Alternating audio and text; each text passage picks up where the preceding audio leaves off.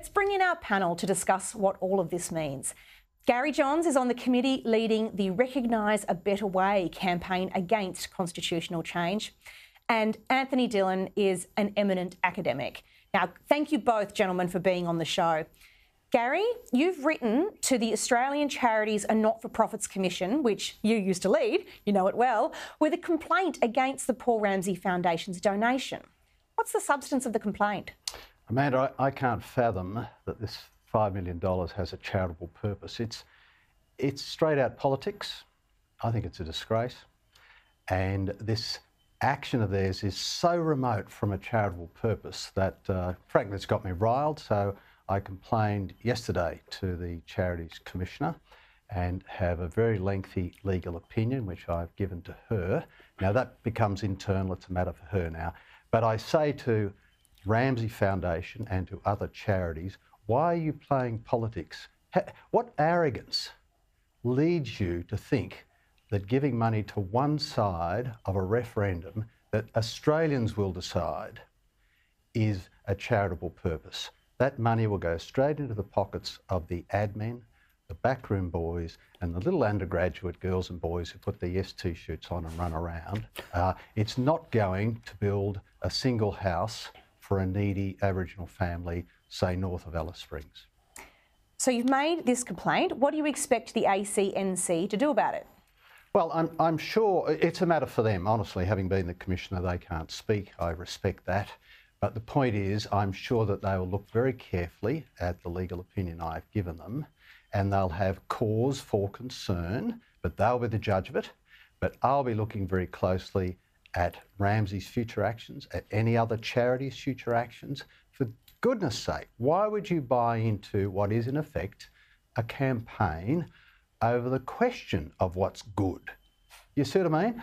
That's the question that will be decided in a referendum by Australian people. From our side, from Recognise a Better Way, we think this is a shocking idea to have selected officials go to Canberra and ask for more money for themselves. If your concern's made out, Gary, does that have implications for the Foundation's status as a charity? I mean, surely there should be consequences if it can be shown that this is a payment that's not within the proper objects of the Foundation. Yes, we have, three distinct grounds against the Ramsay Foundation, but also Australians for Constitutional Recognition. This money may well end up in the hands that have nothing to do with charities. It has nothing to do with a charitable purpose. The consequence is they are taken off the register, both of them. Turning to you, Anthony, there's so much goodwill for Aboriginal Australians in our community, but we currently spend an enormous amount of money every year trying to make the life situation of that disadvantaged section of our community improve. And the Aboriginal people I speak to tell me they are almost consulted on everything till the cows come home, and that itself is frustrating. Surely there's a different recipe for progress in this space. Yeah, absolutely. And, you know, I've been saying for many years, in fact, Gary, when we first started having a conversation 25 years ago, my claim was that we need to recognise that the commonalities between Aboriginal and non-Aboriginal people far outweigh the differences. And any program, service, intervention that assumes that Aboriginal people are fundamentally different to non-Aboriginal people is doomed to fail. So, yes, you know, there may be different circumstances, but we need to approach this, you know, closing the gap, helping Aboriginal people with the assumption that they have the same fundamental needs as non-Aboriginal people and work from there. And I think the Voice is, from what I've seen so far, you know, is pushing this message, you know, Aboriginal people are so different that only Aboriginal people can understand them. And we've got to have this official Aboriginal voice speaking on their behalf. And, you know, as the two of you have already alluded to, and other speakers such as Jacinta, we've got many Aboriginal voices today, but the dominant ones that, you know, high profile seem to be saying, you know, Aboriginal people are so fundamentally different, we've got to take a different approach to them. And that can only ever fail. Anthony, ATSIC was, I think, on any assessment, something of a disaster for Aboriginal Australians. Why do people assume that a constitutionally entrenched voice to Parliament will be a different experience? Maybe just that, they think, well, constitution, that'll give it more power, more weight. It won't. I think it'll only just, formalise the bad things we've already seen. That is, the assumption that Aboriginal people are fundamentally different to non-Aboriginal people. I'm all for some form of recognition in the Constitution, but as you and other people who are better informed when it comes to constitutional topics, it's going to get very, very messy. And, as myself and a few others have said, we know that many Aboriginal people, including the main architects of the voice, have done very well for themselves without tinkering with the Constitution. And we know what the recipe for success is, whether you be Aboriginal or non-Aboriginal. You need an education, you need access to good education, access to jobs, access to safe environments. And that's something we can work on right now. Why shouldn't we be working on that right now, rather than putting all this money into the voice and the yes vote? I think there's a lot of well-meaning people who just say, well, the other things we've tried didn't work, so this must be the thing to do. And that's a weak basis, I'm sure. Anyone would agree in logic. What are the practical things we should be doing, you've alluded to some of them, to improve the lot of people, particularly in those really remote places?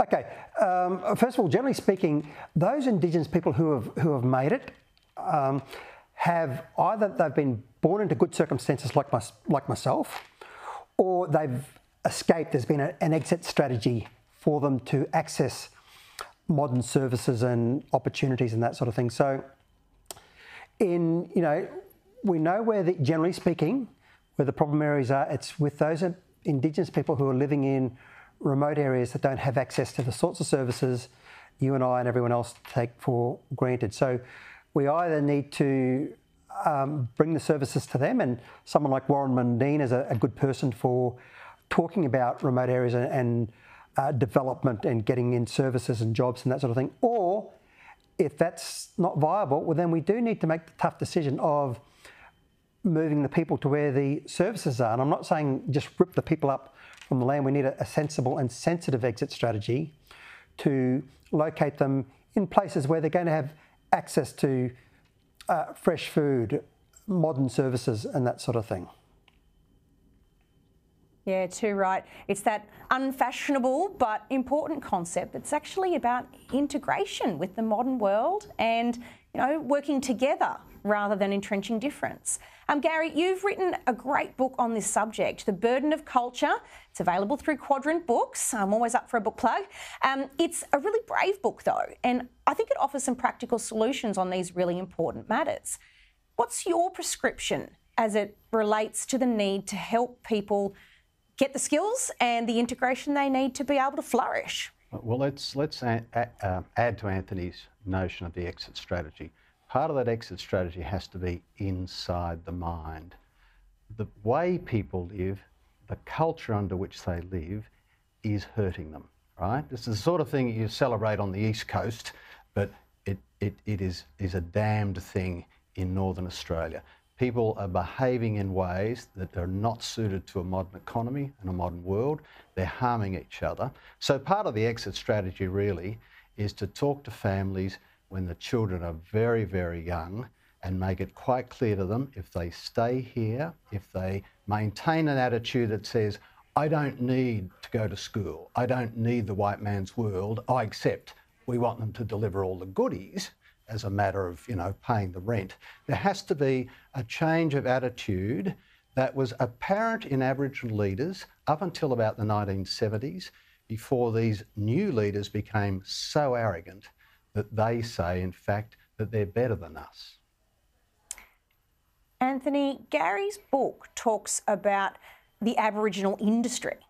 What does that concept mean, this Aboriginal industry, and why should we be concerned about it? What does it look like on the ground? Yeah.